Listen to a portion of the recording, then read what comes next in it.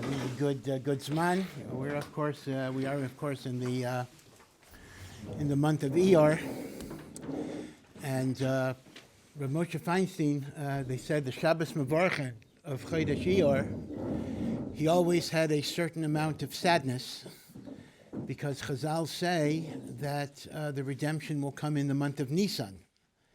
Even though Mashiach can come any day, but Nisan is the greatest probability. The highest probability of Geula is in the month of Nisan. So every time the month of Nisan is over, we kind of passed the optimal time for Mashiach coming. So he had a certain amount of sadness in the month of Iyyar, because it's not Nisan, and therefore the Zman of the Geula is not at its highest point.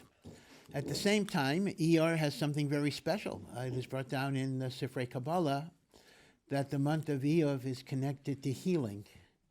If you take the letters Iyyar, Aleph, Yud, Yud, Resh. So Aleph, Yud, Yud, Resh could be an abbreviation.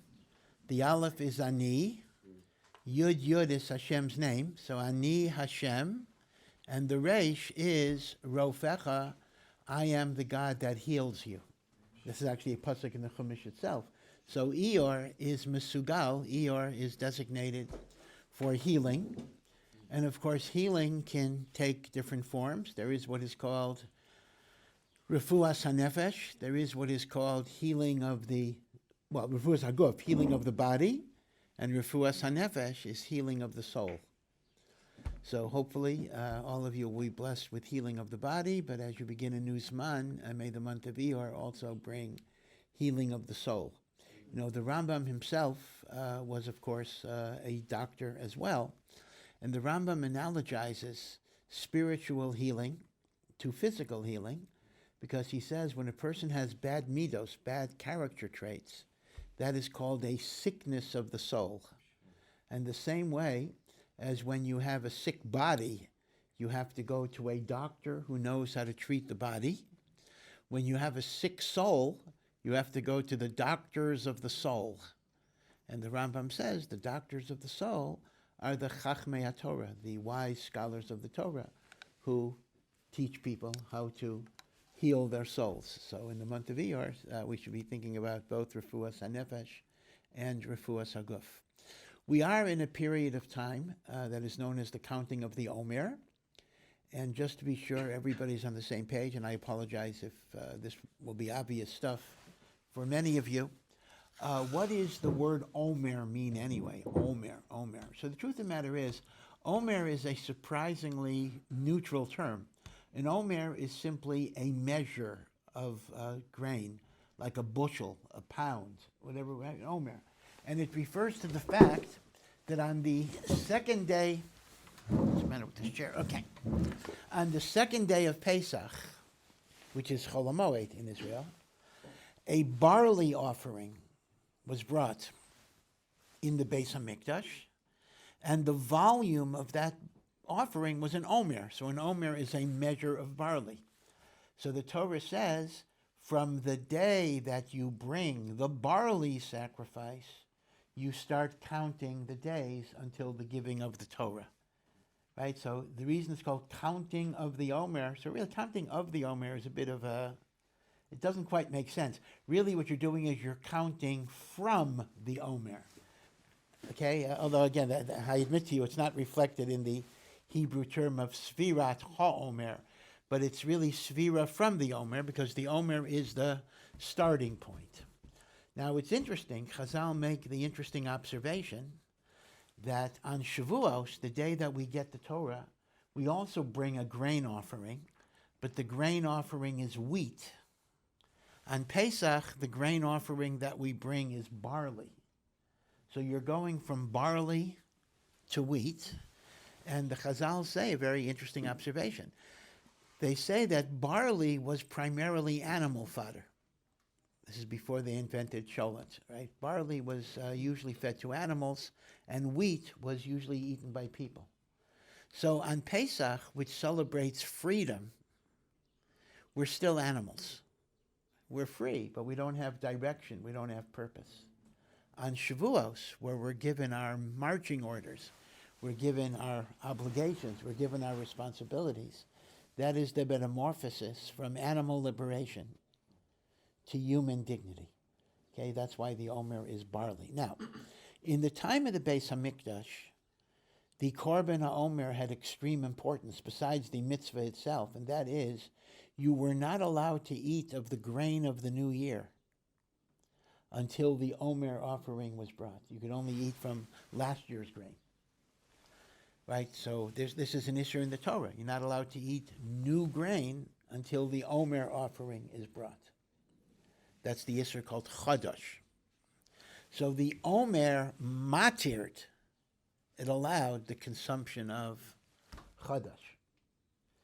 Now today, we don't have an Omer. We don't have a Beis HaMikdash. So because we don't have a Beis HaMikdash, we don't have an Omer. So how do we ever get a heter to eat the new grain? And so the Gemara has a drasha in Maseches Rosh Hashanah that there are two different levels of how the new grain gets mutter. When there is a Beis HaMikdash, the new grain is forbidden until the Omer is brought. When there's no Beis HaMikdash, it is the passage of the day that matters. So the passage of the second day of Pesach is the 16th of Nisan. So it's still true. You're not allowed to eat the new grain until the 16th of Nisan. But once the 16th of Nisan comes, so then you can eat the new grain even without the Omer, because the Gemara has a drasha that when there's no Beis HaMikdash, it is the morning of the 16th that allows you to eat the Chadash. And Midrabanan, you have to wait another day. It's the morning of the 17th. That's Drabanan. They added an extra day to this, which actually means that even today you got to be concerned with new grain. So you may wonder, well, so how can I buy a sandwich? How can I buy bread? Well, now it's not a problem, by the way, because keep in mind, to understand what is called new grain, let me just explain something. Anything that took root before the second day of Pesach, even if it wasn't even harvested until later, will be mutter with the Omer or the 17th of Nisan. So in this time of year, you never have a problem with new grain, because anything that's on the market was was by definition harvested before Pesach and certainly planted before Pesach. So you're not going to get a Chadash problem till around Sukkot time. Because around Sukkot time, you'll already have some grain that may have been planted after Pesach that didn't come to market until around Sukkot. And theoretically, that grain is usher to eat. In Israel, for sure, in Chutz La'aretz, it's a big machlokas, till second day of Pesach. You see how it works? Because it's called the new grain. So this time of year, you don't have a new grain problem. But around Sukkot time, you'll have a new grain problem. So you're going to wonder, so now there's no problem with buying bread, buying sandwiches, no problem. But then they're going to ask me, well, what about after Sukkot? How can I buy a sandwich? Well, the answer, once again, is if you have a reliable hashgacha, so they make sure. I mean, part of hashgacha, the same way they're supervising kosher, treif, truma, maser, they'll be supervising chadash and yashan, right? So if you have a reliable hashgacha, you don't have to worry about it. In America, however, there's a little bit of a problem. Let me explain. I don't drive you crazy. Life is hard enough as it is.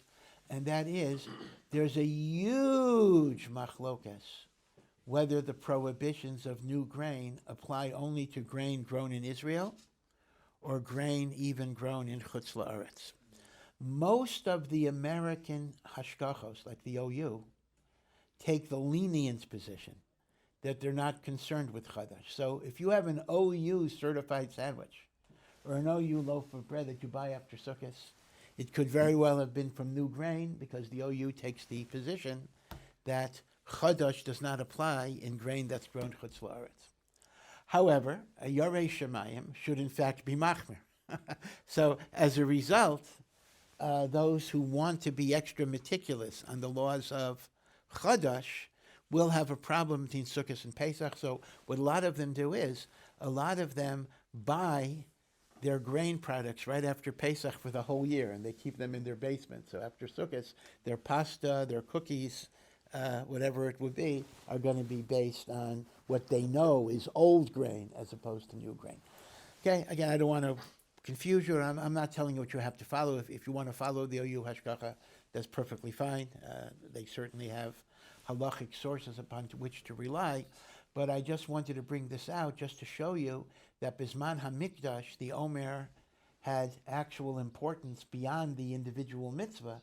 It actually matired, it permitted the consumption of the new grain. And in Eretz Yisrael, there is no machlokas. The Yisra of Chadash Vaday applies. Right? In Chutz La'aretz, there's a machlokas. In Eretz Yisrael, there's no machlokas. But as I say, that's why every reputable hashgacha in Eretz Yisrael is certifying that it's not Chadash. Right? So that's not something you have to worry about in Israel. If you want to be extra machmir in America, it's something to worry about, but only after Sukkot until Sukkot.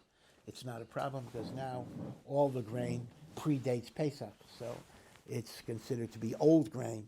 It's not considered to be new grain. Okay, be it as it may, this is the idea of counting of the Omer. Now, there's a huge machlokas, Rishonim, if the mitzvah of counting the Omer today is a Torah commandment or only a rabbinic commandment. Now, why would there be a machlokas? I mean, the Torah says to count the days. So most Rishonim, Tosfos, for example, says, well, the Torah says you're supposed to count the days from the bringing of the Omer, which is the second day of Pesach. Today, we don't bring an Omer. We don't have a temple. So as a result, Tosfos says in Maseches Menachos that in the absence of an Omer sacrifice, the counting of the Omer is only a rabbinic law to commemorate what was done when there was a Beis HaMikdash. So Sviras HaOmer, according to Tosfos, Bizman Hazeh, is Midrabanan.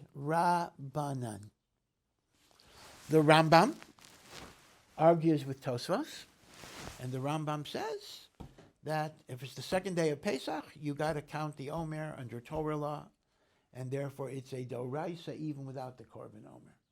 Right? So that's an interesting machlokas. Now, obviously, whether something is Durabanan or Doraisa doesn't make a practical difference that much. You know, people sometimes say disparagingly, oh, it's only Rabbanan. No, we don't say that. You got to keep Rabbanans. So is there a practical, we say nafkamina, the word nafkamina, right? You know that Gemara language. Is there a difference? Whether it's Doraisa or Drabanan. Like, who cares? So there actually is a very interesting difference. You're not going to find it here so much, but in America you'll find it a lot. You know, here we always daven Ma'ariv after it's definitely night. We daven Ma'ariv when it's already dark. But in many minyanim, and even in Eretz Yisrael, Sephardim in particular, they sometimes daven Ma'ariv right after Mincha. They'll daven Mincha shortly before sunset, and they'll daven Ma'ariv right after sunset, even though it's not yet dark. Now, you know, in halacha, there are two stages in nightfall. Nightfall is very important because that's when the new day begins, right? The day begins at night. But what is night? There are actually two stages of night. There is shkia. Shkia is sunset. And then, a certain amount of time after sunset, we have tseis hakochavim, the visibility of stars, 3 stars. And that may be anywhere between 20 minutes to 40 minutes after sunset. Now, once it's tseis hakochavim, it is definitely night. But in the period of time between sunset, called twilight, and the stars coming out, this is a very interesting period halachically. This is a period that is called Bein Hashmashos. And the best translation is just twilight. And what is the status of twilight? Chazal say it is a suffix. halachically, we're not sure. Do we treat it as night or do we treat it as day? Before sunset, it's Vadai day. After the stars come out, it's Vadai night. But between Shkia and Seis, Bein Hashmashos, Safek Yom, Safek Laila. Now this explains a very basic thing. That is why Shabbos is a little longer than 24 hours, because you got to start Shabbos no later than sunset. But you can't end Shabbos till the stars come out. And we add some time to that too, but stars come out. Now, you might say, well, why is that so? Why can't I start Shabbos when the sun sets and end Shabbos when the sun sets? Or why can't I start Shabbos when the stars come out and end Shabbos when the stars come out? Now it's 24 hours. Why do I have to start Shabbos earlier and end Shabbos later? The answer is precisely because of Bein Hashmashos. Once the sun sets, we are halachically in doubt if it's night or day. If it's night, Shabbos has begun. If it's day, Shabbos, theoretically, it hasn't begun. So I got to be machmir Friday afternoon and treat it like night. Can't do malacha. But Saturday night is exactly the opposite. If it's night, Shabbos would be over. But if it's day, it's still Shabbos. So I got to be machmir and treat it like day. That's why I can't make Havdalah or I can't do malacha till Tzeiser Kochavim. So yeah, I'm being inconsistent. Friday afternoon, I'm treating Bein Hashmashos as night. And Saturday night, I'm treating Bein Hashmashos as day. So you might say, I'm being inconsistent. Well, I'm not being inconsistent because it is doubt. I got to be strict in both directions. And you know, if you did malacha Bein Hashmashos, whether you did it Friday night or whether you did it Saturday night, even if you were warned, you would not get the death penalty because it's not for sure that you were Mechalel Shabbos. Because Bein Hashmashos might be day, it might be night, right? So you wouldn't get a punishment for it, but you're not allowed to do the malacha. So now, I'll come back to Omer. I didn't forget, we're about the connection with the Omer in a minute. But let's take bris milah. Let's say, right, a child is supposed to be circumcised, if it's medically okay, on the 8th day. Okay? Now, let's say a child is born on Monday, so the 8th day of the bris is going to be Monday, next Monday. That's day 8. What if a child is born Monday, late afternoon, after sunset? Born after sunset, but before the stars came out.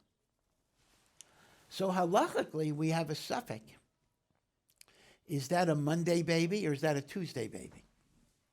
Because if Bein Hashmashos is still daytime, he's a Monday baby and the bris is Monday. But if Bein Hashmashos is nighttime, he's a Tuesday baby and the bris would be Tuesday. So do I do the bris on Monday or do I do the bris on Tuesday? Answer, I got to do it on Tuesday. And the reason is simple. A late bris, even though you're not supposed to delay a bris, but a late bris is kosher. An early bris is invalid. So I can't do it on Monday because maybe Bein Hashmashos is night and Tuesday is the bris and Monday is day 7. But if I do it Tuesday, for sure it's going to be a kosher bris because if it's a Tuesday bris, Tuesday is day 8, which is great. But even if it's a Monday child, Tuesday is day 9, which is also good. So better to do a bris on day 9 than to do a bris on day 7. Day 7, the bris is totally puzzled. Now, let's take a variation of this, and then we'll see a very interesting halachic result. What if a baby is born Friday afternoon between sunset and the stars coming out. By the way, if you think that I'm making up funny situations, this happens quite often, actually. This is actually a pretty common shaila of a baby who's born bein hashmashos, Friday. Now, here's the thing we know. There is a rule that we do a bris on Shabbos. That even though it involves bleeding and what would otherwise be desecrating of Shabbos, the mitzvah of bris overrides Shabbos. But that's only if it's a bris on the 8th day. If it's a bris that you're doing later for whatever reason, you don't do it on Shabbos, you got to wait till Sunday. Now, so here's the thing. If the baby is born Friday afternoon, after sunset, but before the stars come out, if bein hashmashos' day, he's a Friday baby, so the bris would be Shabbos. The bris would be Friday. If bein hashmashos is night, he's a Shabbos baby, so the bris would be Shabbos. So the two potential days are either Friday or Shabbos. But in reality, because it's a suffix, I can't do the bris on Friday, because Friday might be day 7 if bein hashmashos is night and he's a Shabbos baby. So you might think, okay, so do it on Shabbos, because Shabbos is either day 8, if bein hashmashos is night, so he's a Shabbos baby, or day 9. Here you got a problem. Because if bein hashmashos is daytime and it's a Friday baby, so the bris should be on Friday, and Shabbos is day 9, you can't do a Shabbos bris on day 9. So you know what you got to do? You got to do the bris on Sunday. Now Sunday, for sure, it's not even a suffix. Sunday for sure is the wrong day. Because if bein hashmashos of Friday is day, the bris should be on Friday. If bein hashmashos is night, the bris should be on Shabbos. So your only choice is Friday, Shabbos, but you can't do it on Friday because maybe it's too early. You can't do it on Shabbos because maybe it's a 9th day. You got to do it on Sunday, which is either day 9 or day 10. But for sure, you are not mekayem the mitzvah of a bris on the 8th day. There's no choice. It's unavoidable. Hashem, it's God's fault, so to speak, because he timed the birth that particular time. But this would be an interesting example where you literally would not be able to do the bris on the 8th day for a non-medical obviously there are many cases of medical reasons why we might delay a bris, but in a case where, this might be a kind of a quiz question you could bring. When will a person not get a bris on the 8th day, even if there's no medical problem? And one of the answers, you can come up with other answers too, but one of the answers would be when he is born bein hashmashot, Friday afternoon. Now, if he's born bein hashmashot, Motzei Shabbos, that's really no problem. You'll just do the bris on Sunday. You won't do the bris on Shabbos. So Sunday is either day 8 or day 9. But when it's Friday, then you're going to have the problem. You're going to bedafka do the bris on the wrong day. Yeah. At some point in the past, is it like a lost Masorah, or do we ever know if it was day or night? That's a very excellent question, because it is very, very unusual. In fact, this may be unique in halacha, in which the halacha just throws up its hands and says, don't know. And it's tempting to think that this might be something that we lost, but it appears not. It appears to have been a safek, I don't know, from Moshe Rabbeinu's time, whatever it would be. Let me just remind you, if any of you come from around the equator, probably not, there is no twilight in the equator, meaning to say, in the equator, as soon as the sun sets, it's totally dark. So, and that's why the closer you are to the equator, the shorter the duration of twilight is. And as you may notice, that in Israel, it actually gets dark relatively quickly after sunset. In America, or France, or England, or Europe, it takes longer. So that's actually why Shabbos is actually over earlier in Eretz Yisrael than it is in America, and that's because the twilight period is shorter as you get closer to the equator. By the way, this is not affected by summer or winter. This is not a summer-winter thing. This is the whole year it's that way. And therefore, since Bein Hashmashot is defined as the time between sunset and stars coming out, the amount of time will vary from around 40 minutes in the United States, let's say, to as little as 20 minutes, which means, strictly speaking, I mean, again, we don't follow this halachically because of the mitzvah of adding on to Shabbos, but Shabbos could be over in Eretz Yisrael as early as 20 minutes after sunset. Okay, we don't do that, but certainly 35 minutes we do. Many people do end Shabbos 35 minutes. In America, it is never ended before 42 to 45 minutes. And the reason for that difference is the further north or south you are from the equator, the longer the so-called twilight period is, which is called halachically Bein Hashmashot. Okay, yeah. Okay, yeah, you first, yeah. What's Mincha Ketana? Yeah, so Mincha Ketana Mincha Gedola is simply this. Mincha Gedola is 6.5 halachic hours from sunrise. By a halachic hour, I mean 1/12 of the day. An hour could be longer or shorter depending on sunrise to sunset. And therefore, Mincha Gedola is the earliest time you could daven mincha, 6.5 hours. So let's take a perfect even day, 6 a.m. to 6 p.m. So mincha gedola would be 12:30. But it wouldn't always be 12:30. In the summer, it might be later. Okay. Mincha ketana is much closer to the evening. It is 2.5 hours before sunset. So that, some people say, is the better preferred time to daven mincha because you want to daven in the afternoon rather than at the very beginning of the noon, right? So mincha ketana, mincha gedola, 6.5 hours from sunset. Mincha ketana is, well, measuring that, 2.5 hours before. I'm sorry. Mincha gedola is 6.5 hours from sunrise, and mincha ketana is 2.5 hours from sunset.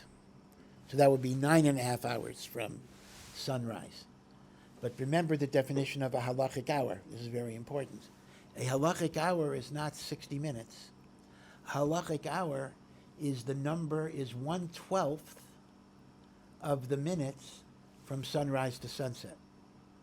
So a halachic hour in the winter may be as short as 50 minutes, and a halachic hour in the summer may be as long as 72 minutes. Now you got to measure sunrise, sunset, 1/12 of that time. And that's true. Anything that depends on hours, like Shema has to be said, within the first 3 hours of the day.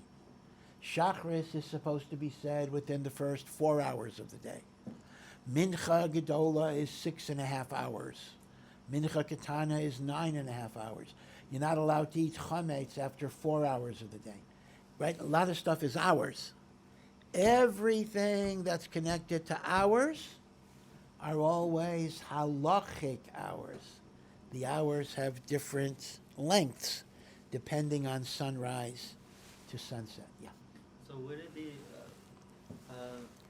how about when we're talking in terms of eating milk and meat, like in the winter? Oh, okay, yeah. So that's It would be shorter. No, that's actually a very interesting question. No, every rule has exceptions. There are indeed opinions that say that the 6 hours for meat and milk is also based on halachic hours, which would lead to the interesting thing that in the summer you might have to wait 7 hours, 7 fixed hours, and in the winter maybe only 4.5 hours or whatever it would be.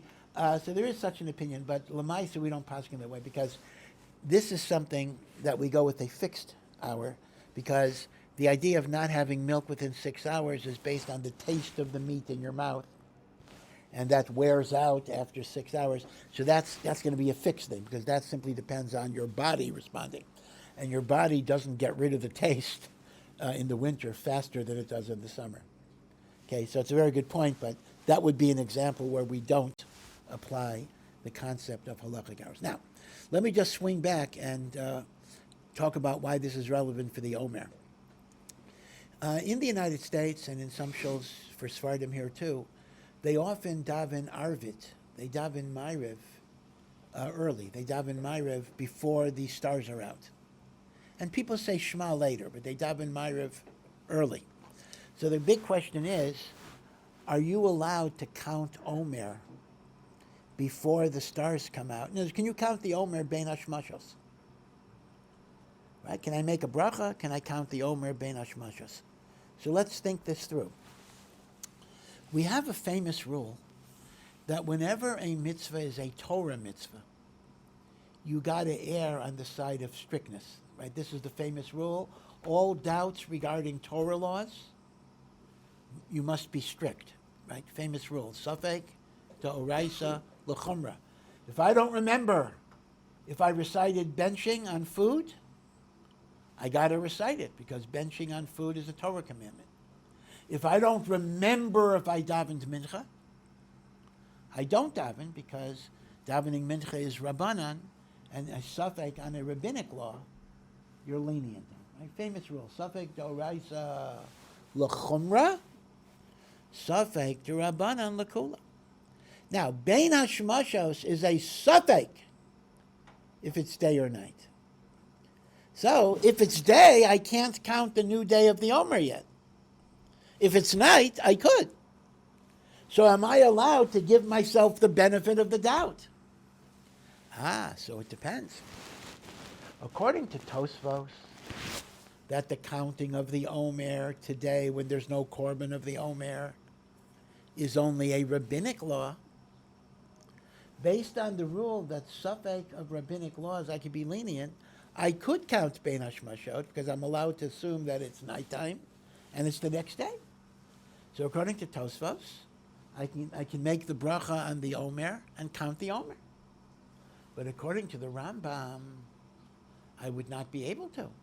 Because according to the Rambam, since the mitzvah of counting the Omer even today is a Torah commandment, on a Torah commandment, I got to be strict. I can't give myself the benefit of the doubt that maybe bein hashmashot is the next night, because maybe not. Maybe it's still the day.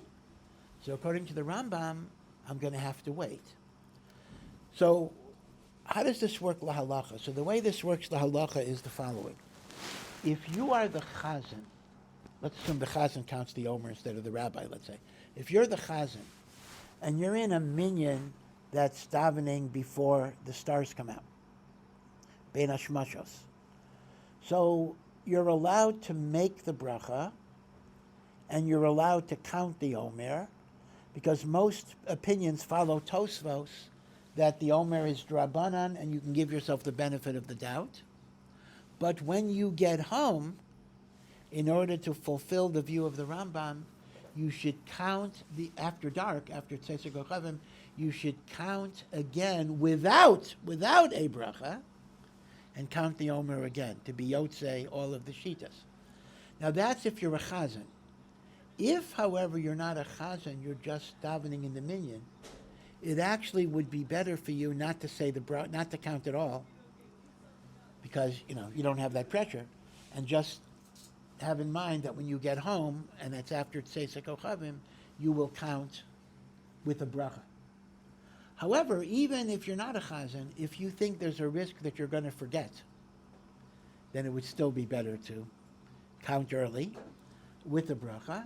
And then if you remember later, count again. If you don't remember later, at least you were yotzei, like Tosfos, the counting of the Omer early, and you would be allowed to continue counting with the bracha. Everyone knows the halacha of forgetting, because this is such a common scenario, especially in the beginning. The most likely time that you're going to forget a day of the Omer is in Pesach itself, the very first few days.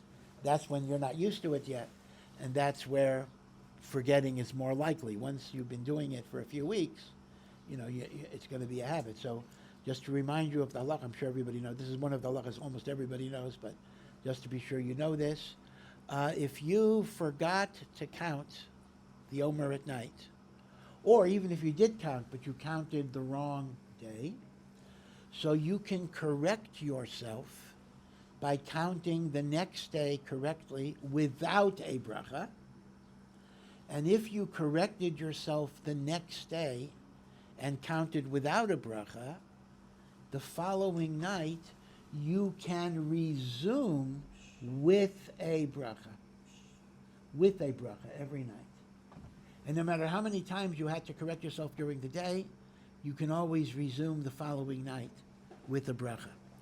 If, on the other hand, you forgot not only to count at night, but you forgot to correct yourself during the day, so then you've lost the ability to make the bracha. You still count, but you count without a bracha. What you try to do is you try to go to shul, so when the chazan or the rav makes the bracha, they should have kavanah to be motzi you. Or you can hear the bracha from a friend. You can ask your friend to say, when you say the bracha, have me in mind. But if you miss a whole day, and you didn't, in other words, you missed the night and you didn't correct yourself during the day, you can no longer count with a bracha. And that's based on the idea that the Torah describes the counting of the Omer as tamimos.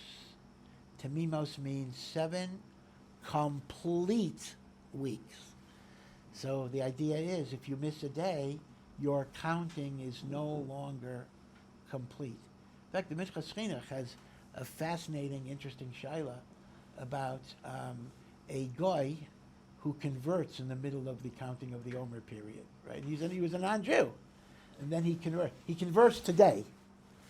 So does he start counting the Omer, or do we say, oh, it's too late, he missed it already, right? So he's like a Jew who missed a day. Or do I say, no, his count starts from today, he doesn't have to worry. Or even a shayla about a bar mitzvah boy, a boy who becomes bar mitzvah in the middle of the Omer. Is he either he didn't count as a kid, or even if he counted, but he was a katan, so it didn't count as a mitzvah. Is he able to make a bracha for the rest of the sphere? Every bar mitzvah boy who has his bar mitzvah during the Omer period will always speak about this Minchas Chinuch. I can guarantee you the Devar Torah that you will hear will be about this very, very shaila. But in case you're curious, la halacha we paskin, the bar mitzvah boy can continue. In other words, he makes the bracha. The guy, maybe not. The guy is more problematical. Okay. Any questions? Yeah. If you let's say it gets to the next day of the Omer, and you can't remember whether you counted the previous day, you can still count with the bracha, right? Yeah, so if you don't know if you missed, you can still count with the bracha, because that's called the double doubt. First of all, maybe you didn't miss. And even if you missed, some opinions allow you to make a bracha. So when you have that double doubt, that think that each day is its own mitzvah? Yes. Right? In other words, this rule that if you miss a day, you don't make a bracha, it is in fact a machlokas. There are opinions that say every day stands alone. And in fact, they point to the obvious point that every day we make a separate bracha. Now, if you're going to tell me this is one mitzvah to count a single unit of 49 days, and if I miss a day, I don't have the mitzvah, then why would I recite a separate bracha every day? So yeah, there are definitely opinions that say you could make a bracha. We say it's a suffix, and therefore we don't make a bracha. Yeah. Why does a person need to count the Omer out loud versus if you're in shul, your necessary went a little long, and you missed it, then you forgot a day. But the whole point of the Omer, like we're trying to build anticipation for Shavuos, whatever it is, it seems like if you're in the middle of, Mir, Bel Yeshiva, something, everyone's counting the Omer, you're building anticipation, you know what day it is, but you forgot to say it yourself. It's weird that we're saying that, but you didn't say it yourself, so you can't say it with the rest. Yeah. So I think the concept very much is that, again, the general idea of the Omer, you understand what's going on here. You want to connect the freedom of Pesach with the obligations of Shavuos. Going back to the barley and wheat analogy, that freedom is only valuable when it's connected to Torah. So I think the Torah is emphasizing the notion of personal responsibility here. You can't just say, oh, Baruch Hashem, I live in a community where so many people learn. Well, that's great, but you got to learn. Meaning to say, the ritual of Sfiras HaOmer is kind of giving you a message that you have to take personal responsibility and involvement in your avodas Hashem, and you can't simply rely on other people to do your heavy lifting for you. Of course, we want to be part of a community. Of course, that's true. But you can't just say, oh, it's so great that I have so many people who learn in my show. Well, what about you? What about your learning in your show, right? So I think that itself is part of the message. Yeah. So if for davening mincha, it's not related to the Omer position. Okay. Yeah. So if you can only daven mincha from mincha gedola, and you can't daven at night, so you have this brackets. Why is mincha ketana there if you can daven after it anyway? So can you know? Why is Mincha Ketana what? Why is there a time stamp on mincha ketana? No. Mincha Ketana is not relevant if you daven to Mincha Gedola, but If you haven't yet.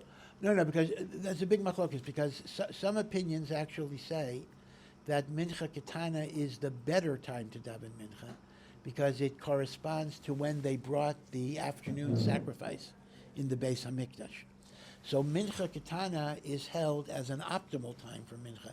Now you may ask, well, if Mincha Ketana is the best time to daven Mincha, then why do we in Yeshiva daven Mincha Gedola?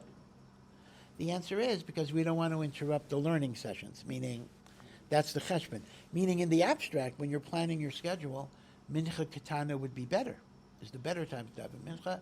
But for Bittul Torah, we'll do Mincha during a break between the Seders, so that way we won't have to interrupt our learning for Mincha and the like. Yeah. Can you daven the time limit though for Mincha Ketana? You have like 2 hours left. 2.5 hours, yeah. So can you daven later than that? But before. Well, yeah. Mincha Ketana, meaning any point from Mincha Ketana on is an optimal time to daven Mincha, as long as you finish it before sunset. Right. Yeah, that's right. So if you daven 10 minutes before sunset, you davened within the Mincha Ketana period, so you're doing fine. You have to start before sunset. No, you should finish. The Mishnah Berurah is pretty strict. He actually said, now there's machlokas, what if you finish the silent, can you do the repetition after Shkia? That's that's a machlokas. But certainly the silent Amida should be finished before sunset. Now you may ask me, aren't there many Hasidim who daven after sunset? And the answer is yes. It's a little complicated. They have a different definition of sunset based on Rabbeinu Tam. Maybe sometime I'll give you a shiur in this. Just, it's technical, it's technical, but just you'll understand Rabbeinu Tam, these different opinions. But if you're asking me as a regular mainstream Ben Torah, you should finish your Amida before sunset. Absolutely, yeah. Is that timing with the Hasidim thing similar with last time to say Shema? Because sometimes I feel like they're davening later than like Shachris is later than last time to say Shema. Let me say this. I'll have to hold it over, but let me just say this. Davening Mincha after sunset is much more defensible than saying Shema late, meaning there is an argument based on what is the definition of sunset that will allow them to go late, but that would not justify the Shema in the morning. So that is a real problem. And there may not be a good answer for that. But in terms of late Mincha, again, as I say, there is a big machlokas. What do we mean by sunset? Is sunset, or is sunset something a little later than sunset? And the like. And that's Rabbeinu Tam versus the Gaonim. Yeah. What's the latest time to daven Shema in the morning? So, well, the latest time halachically is you have to have said Shema by the end of 3 hours, which is one quarter of the day from sunrise. This now you have to look at a calendar. It changes every week, but now it's around, I think 9:05 or 9:10. I don't have the exact time, but that. What time did you see it in? 14 Well, okay, so you're going with the Vilna Gaon's time. I just use an app. Okay, so, all right. It's between 9:05 and 9:40 because there are two ways of calculating it. Yeah, maybe I'll actually spend this year. Is it 40? Say what? Is it 14 or 40? No, I think it would be, I think the Vilna Gaon's time would be 40. Oh, But the earlier time, which is like 9:10 or so. Okay? But it's certainly before 9:30, it's before 9:45, right? 9:40 would be the absolute latest. Okay. Thank you for listening to this Ohr Somayach production. To find out more and to partner in our mission, please visit ohr.edu.